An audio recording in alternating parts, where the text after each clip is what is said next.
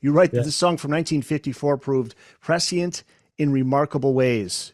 Can you talk about this song, how this would be a prediction of what was to come sonically in rock music, but also how it forecast the doom for the man who created the song? Yeah, Pat Hare, his given name was Auburn Hare, which is the worst blues name I can think of, next to Howlin' Wolf and Sonny Boy Williamson and Blind Willie McTell and so forth. But his grandmother mercifully gave him the nickname Pat. He was a terrific blues accompanist. He didn't do a lot of sides on his own, but he played with Howlin' Wolf, with Sonny Boy Williamson II, most famously with Muddy Waters. In fact, he's on Muddy's Muddy at Newport album. That's him. He replaced Jimmy Rogers, Muddy Waters' famous guitar player. But he was a drinker. And, like a lot of cases we all know about, he was amiable when sober. And when he was drunk, he was a real pistol. The thing that's kind of fascinating about it, there are two things that are most interesting to me. By the early 50s, Sam Phillips, the musical genius who gave us Elvis and Jerry Lee Lewis and Roy Orbison and Johnny Cash, and also found a lot of blues talent. But he hired Hare to work for Sun Records in Memphis as an accompanist.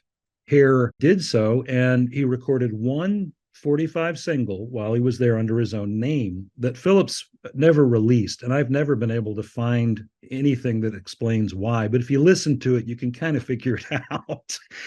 It was this just incendiary electric blues song called I'm Gonna Murder My Baby. There are two remarkable things about it, which you alluded to, that I write about. The first is that this came out the same year as Elvis's That's All Right Mama, which is the beginning of the rockabilly rock and roll era. And it sounds like Hendrix and Led Zeppelin because he's got his little amp cranked up to the point where it distorts. The sonics are just astonishing. And he does these guitar runs that look forward to hard rock and heavy metal. But it's 1954. Then on top of it, he sings this outrageously dark comic monologue where he's announcing to a judge and jury in advance of his own crime, I just want to tell you, I'm going to murder my baby if she don't stop cheating and lying. Now, there are lots of cheating and lying songs in the blues, in country music, rock and roll, rap, but this one is one of the darker ones that you'll find, especially in the 50s. And I think Sam Phillips must have just kind of thought, this is a little too out there, so he held it back.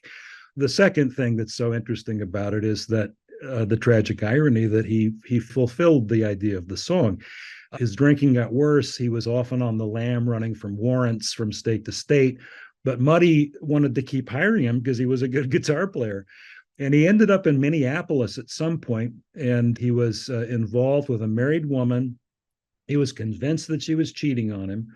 And deep in his cups, he took some shots at her window one day, and then finally busted into her apartment, and he shot her and a first responder police officer, and both of them died.